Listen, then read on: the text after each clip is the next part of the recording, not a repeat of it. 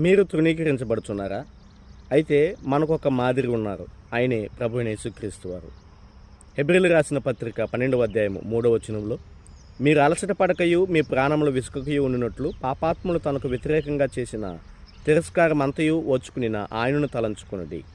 ఈ భూమి మీద మానవులకందరికీ మాదిరికరమైన వన్ అండ్ ఓన్లీ ఒకే ఒక వ్యక్తి, ఆయనే ప్రభువైన యేసుక్రీస్తు వారు. ప్రతి విషయంలో మనకొక మంచి మాదిరిని ఉంచి వెళ్ళాడు.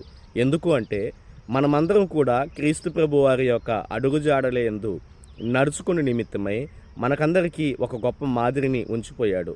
కనుక మీరెవరూ కూడా భయపడొద్దండి, బాధపడకండి. యేసుక్రీస్తు వారిని చూసి నేర్చుకోండి.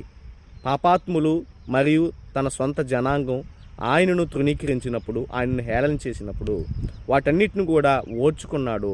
మరే ఆయనను మనం తలంచుకోవడం అది ఎంతో శ్రేష్టకరమైనటువంటి